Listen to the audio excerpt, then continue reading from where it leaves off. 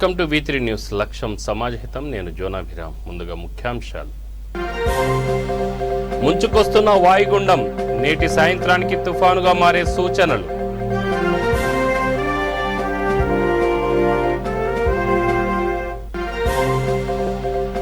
బొల్లారం కంటోన్మెంట్లో అందుబాటులోకి కరోనా ఆసుపత్రి ప్రారంభించిన మల్కాజ్గిరి ఎంపీ రేవంత్ రెడ్డి.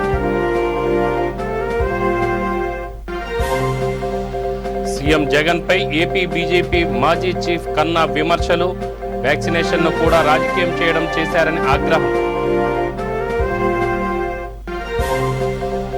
రామగుండంలో నిబంధనలు బేఖాతరు చేస్తున్న ఆకతాయి. లాఠీ ఝుళపించిన పోలీసులు.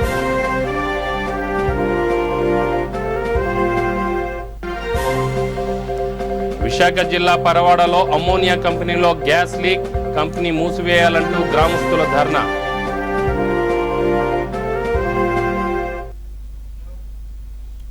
బులెటిన్లో వివరాలు చూస్తే బెంగాల్, ఒడిశా రాష్ట్రాలు చిగురుటాకుల్లా వణికిపోతున్నాయి. పక్కనే ఉన్న ఆంధ్రప్రదేశ్ సైతం బిక్కుబిక్కుమంటూ చూస్తోంది. యాస్ తుఫాన్ ఏ రేంజ్లో కల్లోలం సృష్టిస్తుందో అనే భయంతో 3 రాష్ట్రాలున్నాయి. బెంగాల్, ఒడిశాల మధ్య తీరం దాటనుండడంతో ఆ 2 రాష్ట్రాలకే ఎక్కువ ఎఫెక్ట్ ఉంటుందని అంచనాలు వేస్తున్నారు. నేడు హోంమంత్రి అమిత్ షా 3 రాష్ట్రాల ముఖ్యమంత్రులతో వీడియో కాన్ఫరెన్స్లో మాట్లాడనున్నారు. తుఫానును ఎదుర్కొనే సంసిద్ధత విషయంలో వివరాలు అడిగి తెలుసుకోనున్నారు. నేటి సాయంత్రానికి తుఫాన్ మొదలయ్యే అవకాశం ఉందని అనుకుంటున్నారు. ఇప్పటికే బలపడ్డ వాయుగుండం సాయంత్రానికి తుఫాన్గా మారుతుందని అధికారులు చెబుతున్నారు. ఈ నెల సాయంత్రానికి ఉత్తర ఒడిశాలోని పారాదీప్, పశ్చిమ బెంగాల్లోని సాగర్ ద్వీపం మధ్య తీరం దాటే అవకాశం ఉంది.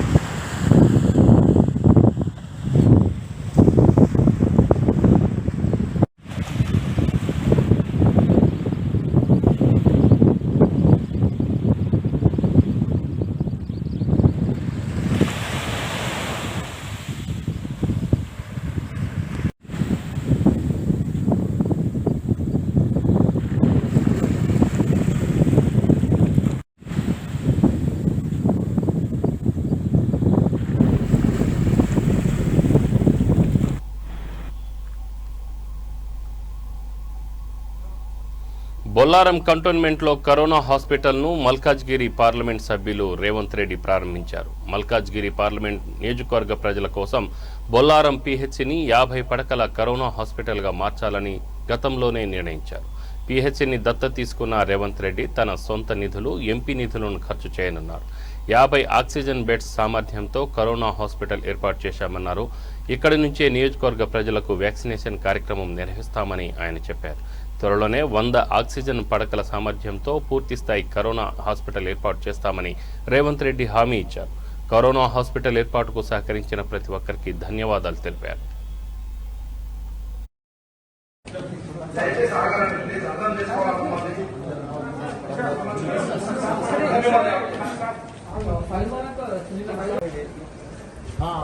अभी तो शुरू हुआ है. आई थिंक मध्य प्रदेश और some states are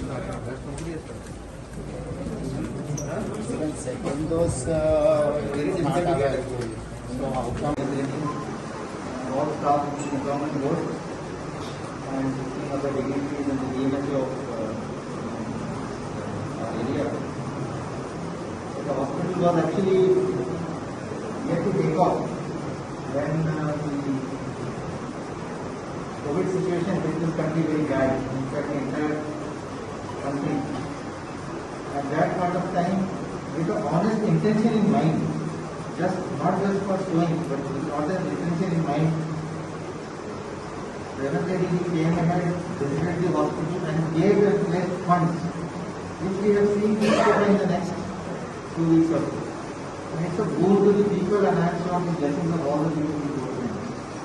And we look forward to his support and And this COVID hospital has been possible only because of the hard work of Rajeev and his team of officers who have worked day in and day out to put it in this shape. Thank you, Revanti, and thank you very much.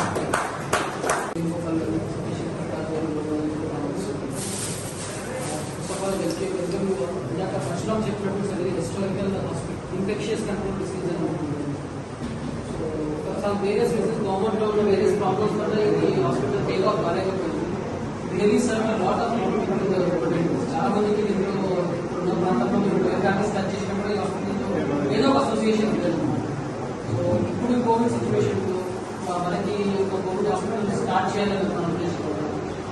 Very timely మన MP గారు he's come forward very generous చాలా అసలు day 1 నుంచి అసలు very చాలా జనరస్గా అసలు Malkajgiri MP Revanth Reddy గారికి అలాగే మన కంట్రోల్మెంట్ టీసీబీ సార్ చంద్ర గారికి సిఓ అజిత్ రెడ్డి గారికి డిప్యూటీ సిఓ విజయ్ కుమార్ బాలనాయుడు గారికి డిఎంహెచ్ఓ వెంకట్ గారికి డాక్టర్ రామకృష్ణ గారికి డాక్టర్ సతీష్ గారికి లోక్నాథ్ గారికి ప్రతాప్ గారికి మిగతా సభ్యులందరికీ ఇంకా ఇచ్చేసిన డిస్ట్రిక్ట్ అందరికీ నమస్కారం అండి.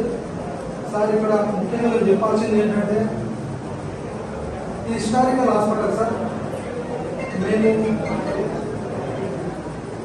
19th సెంచరీలో ఒక నిమిషం చెప్పి ముగిస్తాను.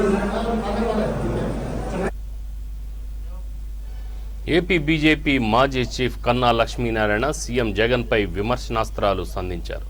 ఏపీ ప్రభుత్వం కరోనా నియంత్రణలో విఫలమైందన్న కన్నా గుంటూరులోని తన నివాసంలో 2 గంటల పాటు దీక్ష చేపట్టారు. ఈ సందర్భంగా ఆయన మాట్లాడుతూ వ్యాక్సినేషన్ను కూడా రాజకీయం చేయడం జగన్కే చెల్లిందని అన్నారు. వ్యాక్సినేషన్ కోసం కేంద్రం 35,000 కోట్ల రూపాయలు కేటాయించిందని మరి కేంద్రాన్ని జగన్ ఎలా తప్పుపడతారని ప్రశ్నించారు. ప్రైవేట్ ఆసుపత్రుల్లోనూ వ్యాక్సినేషన్ జరగాల్సిందేనని స్పష్టం చేశారు. వైసీపీకి వ్యతిరేకంగా ఉన్న ప్రైవేట్ ఆసుపత్రులపై దాడులు జరుగుతున్నాయని కన్నా వ్యాఖ్యానించారు. కరోనా సెకండ్ వేవ్పై ప్రధాని మోదీ ఎప్పుడో హెచ్చరికలు జారీ చేశారని, కానీ ఏపీ సర్కారు మాత్రం బేఖాతరు చేసిందని ఆరోపించారు. ఇటీవలే తెలంగాణ సీఎం కేసీఆర్ బయటకు వచ్చి కరోనా పరిస్థితులు తెలుసుకున్నారని, ఆయన తరహాలోని ఏపీ సీఎం జగన్ కూడా తన నివాసం నుంచి బయటకు వచ్చి కరోనా రోగుల బాగోగులు తెలుసుకోవాలని కన్నా హితవు పలికారు. కోవిడ్ అనేటువంటి దాన్ని ఎప్పుడు అతను సీరియస్గా తీసుకున్నటువంటి పరిస్థితి కాదు. ఫస్ట్ వేవ్లో ఒక రకంగా వెళ్ళిపోయినప్పటికీ కానీ సెకండ్ వేవ్ చాలా తీవ్రంగా ఉంటుంది అని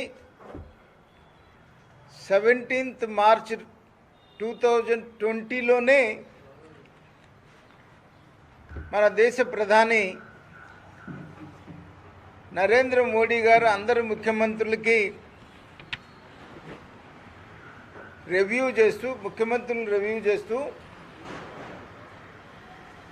రివ్యూ మీటింగ్లో ఆయన అందరు ముఖ్యమంత్రుల్ని కాషన్ చేయటం జరిగింది. సెకండ్ వేవ్ చాలా తీవ్రంగా ఉంటుంది, మీరు దానికి తగినటువంటి విధంగా ప్రిపేర్ అవ్వాలి అనేటువంటి విషయంలో. కానీ అయినా కూడా మన ముఖ్యమంత్రి బెడ్స్ పెంచేదాని విషయంలోనైతేనేమి, వ్యాక్సిన్ సప్లై చేసేదాని విషయంలోనైతేనేమి ఎప్పుడూ కూడా ఒక్కరోజు కూడా దాని మీద రివ్యూ పెట్టి బెడ్స్ పెంచినటువంటి పరిస్థితి కాదు. కానీ ఫస్ట్ వేవ్లో మనం చూసాం, అన్ని కాలేజీలు చాలా చోట్ల అపార్ట్మెంట్లు ఇవన్నీ కూడా తీసుకొని క్వారంటైన్ సెంటర్స్, ప్రభుత్వ తరపున క్వారంటైన్ సెంటర్స్ పెట్టినటువంటి మాట. కానీ ఫస్ట్ వేవ్ కన్నా కూడా సెకండ్ వేవ్ చాలా తీవ్రంగా ఉంది. ఎంత తీవ్రంగా ఉంది అని అంటే అసలు ప్రజల్ని భయభ్రాంతులకు గురి చేసేటువంటి పరిస్థితిలో మోర్టాలిటీస్ ఎక్కువ పెరిగిపోయినాయి, చావులు ఎక్కువ పెరిగిపోవటం మనం చూస్తూ ఉన్నాం. కానీ కేంద్ర ప్రభుత్వం నరేంద్ర మోడీ గారు వ్యాక్సిన్ తొందరగా మన భారతదేశంలో, ప్రపంచ దేశాల్లో భారతదేశంలో ముందు వ్యాక్సిన్ తీసుకురావాలి అనేటువంటి ఒక ఉద్దేశంతో 21-22 బడ్జెట్లో 35,000 కోట్ల రూపాయలు ఒక వ్యాక్సిన్కి సపోర్ట్ చేయడం కోసమే ఆయన పెట్టినటువంటి పరిస్థితి మనం చాలా సంవత్సరాలుగా చూస్తున్నాం. మెడికల్ అండ్ హెల్త్ బడ్జెట్ 20,000 కోట్లు, కానీ 21-22 సంవత్సరం బడ్జెట్లో కేంద్ర ప్రభుత్వం ఒక వ్యాక్సిన్కే 35,000 కోట్లు పెట్టి, మెడికల్ అండ్ హెల్త్కి 2 లక్షల కోట్ల రూపాయల బడ్జెట్ను పెట్టి దీనికి ఇంత సీరియస్గా తీసుకొని సపోర్ట్ చేస్తూ ఉంటే రాష్ట్రంలో కోవిడ్ని కూడా రాజకీయం చేస్తున్నటువంటి మాట మనం చూస్తూ ఉన్నాం. ఆఖరికి వ్యాక్సిన్ సప్లై ప్రభుత్వం తీసుకొని ప్రభుత్వ పరంగా వ్యాక్సిన్ సప్లై చేస్తూ వాళ్ళ పార్టీ సపోర్ట్ లేనటువంటి హాస్పిటల్స్ని కూడా ఇబ్బంది పెడుతున్నారు అనేటువంటిది కూడా మనం కొన్ని హాస్పిటల్స్కి ఎవరో బెడ్స్ కావాలి అని చెప్పేసి తెలిసినటువంటి వాళ్ళు ఫోన్ చేస్తే మేము ఆ పార్టీ కాదని మమ్మల్ని కాస్త ఇబ్బంది పెడుతున్నారు, టెన్షన్లో ఉన్నాం, బెడ్స్ ప్రొవైడ్ చేయలేమని చెప్పినటువంటి సందర్భాలు కూడా కొన్ని హాస్పిటల్స్లో మనం చూసాము. తగిన సమయంలో ఆక్సిజన్ పూర్తిగా హాస్పిటల్స్కి అందించడంలో ప్రభుత్వం ఫెయిల్ అయిన మాట మనం చూసాం. రామగుండం పోలీస్ స్టేషన్ కమిషనరేట్ పరిధిలోని పెద్దపల్లి జిల్లా గోదావరి ఖని పట్టణంలో సిపి సత్యనారాయణ, డీసీపీ రవీందర్ ఇతర అధికారులతో కలిసి బైక్పై పర్యటిస్తూ లాక్డౌన్ అమలు విధానాన్ని పర్యవేక్షించారు. అనవసరంగా రోడ్లపై తిరుగుతున్న ఆకతాయిలపై లాఠీ జులిపించి వారి వాహనాలను సీజ్ చేశారు. పెద్దపల్లి, మంచిర్యాల జిల్లాలో గత 2 రోజులుగా మరింత కఠినంగా లాక్డౌన్ అమలు అవుతుందని సిపి అన్నారు. ఎంతటి వారినైనా ఉపేక్షించకుండా కేసు నమోదు చేస్తున్నట్టు చెప్పారు. కరోనా మహమ్మారి వ్యాప్తి నివారించి ప్రజల రక్షణ కొరకు మాత్రమే కఠినంగా వ్యవహరిస్తున్నట్టు చెప్పారు.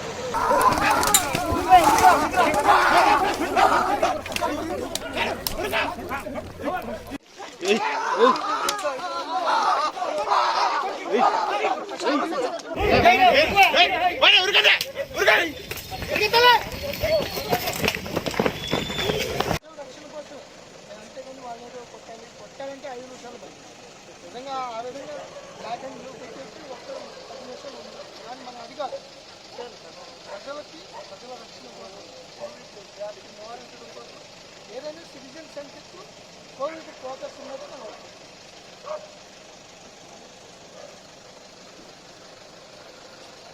రామగుండం కమిషనరేట్లోని పెద్దపల్లి జిల్లా మంచిర్యాలలో లాక్డౌన్ నిన్న నుంచి చాలా కఠినంగా అమలవుతుంది.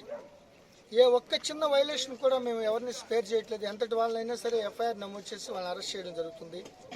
ఎవరైతే 1 or 2% ఆకతాయిలు ఏదో ఒక మిష మీద వాళ్ళ తాతకు బాగోలేదు, స్లిప్పులు, మెడికల్ స్లిప్పులు ఉన్న వాళ్ళని గట్టిగా యాక్షన్ తీసుకుంటాం. అవసరమైతే వాళ్ళని లైట్ ఫోర్స్ ఉపయోగించి తరవడం జరుగుతుంది. ఇదంతా ప్రజల యొక్క ప్రాణ రక్షణ కోసం, కోవిడ్ వ్యాప్తిని బ్రేక్ చేయడం కోసమే. నిన్న సాక్షాత్ సీఎం గారే చెప్పారు, పోలీసులు చాలా కఠినంగా ఉండాలి, చాలా ఎఫెక్టివ్గా ఉండాలి, ఎంతో ఆర్థిక వ్యవస్థని పణంగా పెట్టి ప్రజల రక్షణ కోసం లాక్డౌన్ ప్రక్రియ అమలు చేసేటప్పుడు 1-2 కొంత ఏమనుకున్నా పర్వాలేదు, మనం కఠినంగా అమలు చేస్తేనే అన్నెసరీ మూమెంట్, ప్రజల మూమెంట్ ఉండొద్దు అని చెప్పడం జరిగింది. రోజు రోజు ఉన్న పరిస్థితులను బేరీజు వేసుకుని మేము నిర్ణయాలు తీసుకుంటున్నాం. ఈ రోజు నైట్ నుంచి కేవలం రాత్రిపూట మాత్రమే నిత్యావసర సరఫరా, ఎగుమతులు దిగుమతులు, ఈ దించుడు కార్యక్రమాలు ఇవన్నీ డైలీ అంతా చేస్తామంటే కుదరదు. అట్లాగే ఆఫీసర్లు కూడా కేవలం ప్రజల రక్షణ కోసం అడ్మినిస్ట్రేటివ్ పరంగా ఎవరైతే ఎగ్జామ్షన్ కేటగిరీకి వచ్చారో వాళ్ళ విధుల కోసం వెళ్ళాలి తప్ప పర్సనల్ పనులకు వెళ్తే వాళ్ళ మీద కూడా కేసులు పెడతాం. ఇంక్లూడింగ్ పోలీస్ కూడా మేము డ్యూటీలోనే తిరగాలి, కానీ మా పర్సనల్ పనుల కోసం ఇద్దరు ఫ్రెండ్స్ని వేసుకుని కార్లో వెళ్తే మా వాళ్ళ మీద కూడా కేసులు పెడతాం. అట్లా ఆఫీసర్లు కొంత మిస్చీఫ్ చేస్తున్నారు. అట్లాగే ఈ మెడికల్ టీములు, మెడికల్ వాళ్ళు కూడా ఇర్రెగ్యులర్కి వెళ్తున్నారు. ఈ జొమాటో అని ఓన్లీ వాళ్ళు బనీన్లు వేసుకుని ఏదైనా రియల్ ఈ కామర్స్ ద్వారా ఏదైనా రియల్ ఆర్డర్స్ వెరీ నీడీ పీపుల్కి వాళ్ళు ఫుడ్ చేస్తే మాకు ఎటువంటి అభ్యంతరం లేదు, వాళ్ళు కూడా పాస్ తీసుకోవాలి. బట్ ఇంత బనీన్ వేసేసుకుని వాళ్ళు just like that moving here and there అంటే అది చల్లగెదర్ టాప్ టు బాటం డిఐజీ, ఎస్పీలు, ఎడిషనల్ ఎస్పీలు, డిఎస్పీలు కూడా ఒక్కొక్క టౌన్లో 3 షిఫ్ట్ల ప్రకారం రూరల్ ఏరియాలో కూడా ఎక్సెప్ట్ ఎగ్జామ్టెడ్ కేటగిరీస్లో చాలా లాక్డౌన్ పగడ్బందీగా అమలు చేస్తున్నాం. నిన్న నుంచి చాలా మార్పు వచ్చింది. విశాఖ జిల్లా పరవాడ మండలం భరణికం గ్రామ పరిధిలోని అనన్య అమ్మోనియా కంపెనీలో గ్యాస్ లీక్ అయింది. గ్యాస్ ట్యాంకర్లోకి నింపుతుండగా పైప్ లైన్ లీక్ అయింది. దీంతో అమ్మోనియా గ్యాస్ గాలిలో కలిసి కళ్ళు మంటలు కలగడంతో గ్రామస్తులు ఆందోళనకు గురయ్యారు. ఎల్జీ పాలిమర్స్ కంపెనీలో జరిగిన ప్రమాదం దృష్ట్యా భయంతో పరుగులు తీశారు. విషయం తెలుసుకొని కంపెనీ మూసివేయాలంటూ ధర్నాకు దిగారు. కంపెనీ యాజమాన్యం అందుబాటులో లేకపోవడంతో పోలీసులతో వారు చర్చించి పరిస్థితిని అదుపు చేశారు.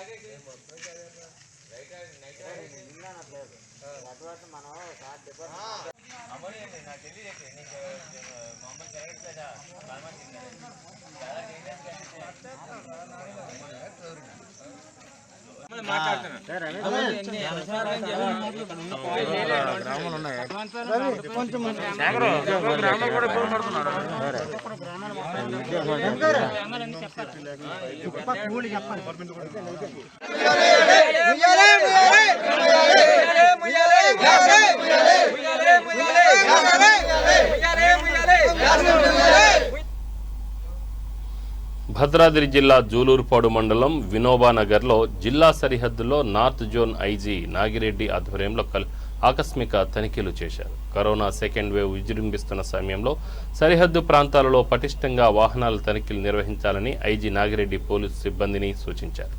అలాగే ప్రజలు కూడా నిర్ణీత సమయంలోనే నిత్యావసర సరుకుల కోసం బయటకు రావాలని, లాక్డౌన్ సమయంలో అత్యవసరమైతే తప్ప బయటకు తిరగకూడదని చెప్పారు. లాక్డౌన్ నిబంధనలు అతిక్రమించిన వారిపై కేసు నమోదు చేసి జరిమానా విధిస్తామని, వాహనాలు సీజ్ చేస్తామని హెచ్చరించారు.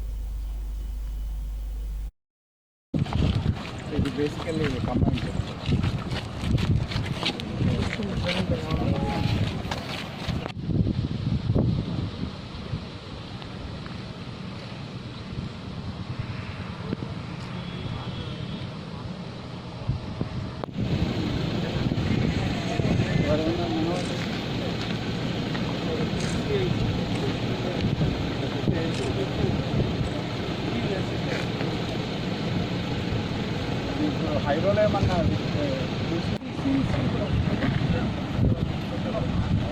జనం అయితే తిరగడం లేదు కదా.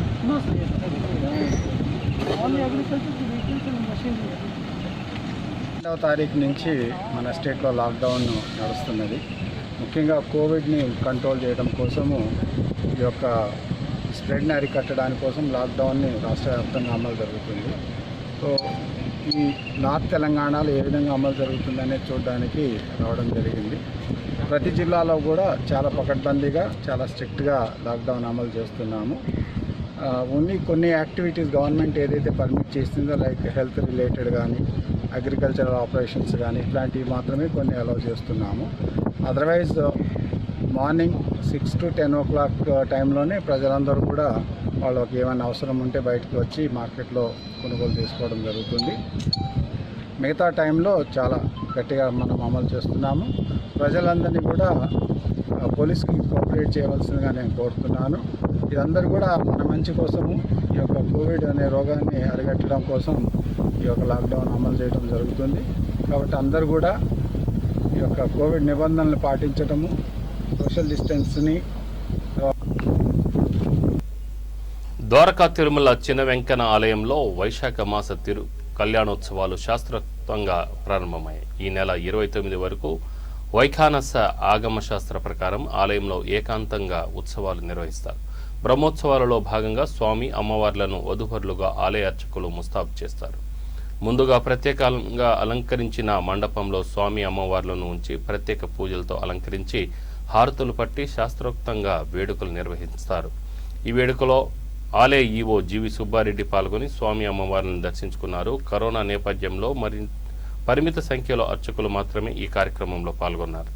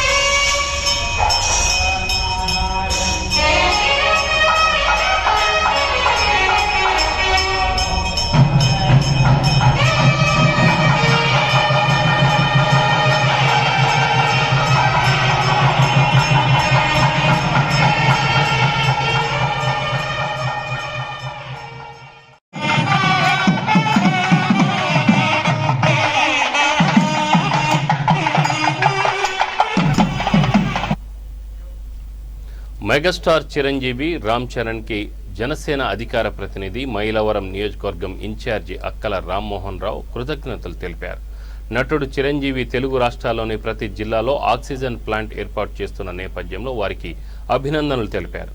మైలవరంలోని పార్టీ కార్యాలయంలో ఆయన మీడియాతో మాట్లాడుతూ కరోనా కష్టకాలంలో ఎంతో మంది ప్రజలు ఆక్సిజన్ అందక ప్రాణాలు కోల్పోతున్నారని, వారికి అండగా ఆక్సిజన్ ప్లాంట్ ఏర్పాటు చేయడం అభినందనీయమని అన్నారు. పేదలకు అండగా నిలుస్తున్నారని ధన్యవాదాలు తెలిపారు. ఎప్పటికప్పుడు గత 40 సంవత్సరాల నుంచి కూడా మెగాస్టార్ చిరంజీవి గారు మరి ఆయన సినీ ప్రస్థానం ప్రారంభించిన కాడి నుంచి రాష్ట్రంలో ఎటువంటి విపత్తులు వచ్చినా నేనున్నాను అని చెప్పి ఆర్థిక సహాయం చేయడం అనేది ఆయనకి చాటి అనేది ఇక్కడ చెప్పక తప్పదు. వరదలు వచ్చినా, లేదంటే పేదవాడికి ఏదైనా ఆపద వచ్చినా, లేదంటే తన వంతు సహాయాన్ని ఎప్పటికప్పుడు ప్రజలకి ఆర్థికంగా అండగా నిలబడి తన వంతు సహాయాన్ని అందిస్తున్నటువంటి మెగాస్టార్ చిరంజీవి గారు మరి ఈరోజు గత 14 నెలల నుంచి సామాన్యుల్ని పట్టి పీడిస్తున్నటువంటి, ఒక సామాన్యులు కాదు అందరూ కూడా కులాలకి, మతాలకి, ప్రాంతాలకి అతీతంగా ప్రపంచం మొత్తం కూడా పట్టి పీడిస్తున్నటువంటి కరోనా బారి నుండి ప్రజల్ని రక్షించాలి, ప్రాణవాయువు కల్పించాలని చెప్పి ఆక్సిజన్ సిలిండర్లని ప్రతి జిల్లాకి, తెలుగు రాష్ట్రాలు, తెలంగాణ, ఆంధ్రప్రదేశ్ ప్రతి జిల్లాకి ఆక్సిజన్ సిలిండర్ల బ్యాంకుని ఏర్పాటు చేస్తామని చెప్పి ప్రకటించడం అనేది పవన్ కళ్యాణ్ గారి తరఫున, జనసేన పార్టీ తరఫున, ఈ రాష్ట్ర ప్రజల తరఫున చిరంజీవి గారికి, వారి తనయుడు రామ్ చరణ్ గారికి మేము హృదయపూర్వక కృతజ్ఞతలు తెలియజేస్తా ఉన్నాం. ఎందుకంటే ఒక 25 సంవత్సరాల ముందు ఒక 7,000 మందికి నేత్రదానం కూడా చేసి వారు పుణ్యం కట్టుకున్న సందర్భం చిరంజీవి గారు. మరి అటువంటి మంచి పనులు చేసుకుంటూ, పదవి ఉన్నా లేకపోయినా, అధికారం ఉన్నా లేకపోయినా, ఎప్పటికప్పుడే ఆంధ్రప్రదేశ్ ప్రజలకి నేనున్నాను అని చెప్పి మరి తన వంతు సహాయంగా మరి ఈరోజు సహాయం చేస్తున్నటువంటి చిరంజీవి గారు, అలాగే కష్టకాలంలో హైదరాబాద్లో సినీ కార్మికులకి, మరి అనేక మందికి నిత్యావసర సరుకులు కానీ, ఆర్థికంగా ఆదుకుంటంలో కానీ వారి యొక్క ఔన్నత్యాన్ని ఎప్పటికప్పుడు ప్రదర్శిస్తూ విమర్శలకి పట్టించుకోకుండా ఆయన యొక్క పనిని తాను చేసుకుంటూ ప్రజలకు అండగా ఉంటున్నటువంటి చిరంజీవి గారు. బులెటిన్ ముగించే ముందు ముఖ్యాంశాలు మరొకసారి. ముంచుకొస్తున్న వాయుగుండం నేటి సాయంత్రానికి తుఫానుగా మారే సూచనలు.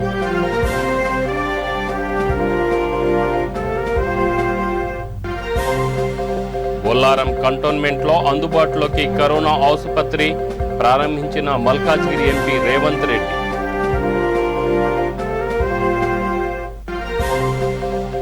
సీఎం జగన్ పై ఏపీ బీజేపీ మాజీ చీఫ్ కన్నా విమర్శలు. వ్యాక్సినేషన్ను కూడా రాజకీయం చేయడం సబబ్ కాదని ఆగ్రహం. రామగుండంలో నిబంధనలు బేఖాతరు చేస్తున్న ఆకతాయిలు. లాఠీ ఝుళిపించిన పోలీసులు.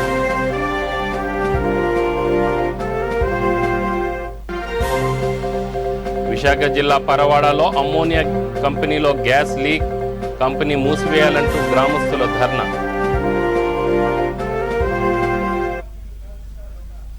వీత్రి ప్రేక్షకులకు మనవి, కరోనా వేళ తప్పనిసరిగా మాస్కులు ధరించండి.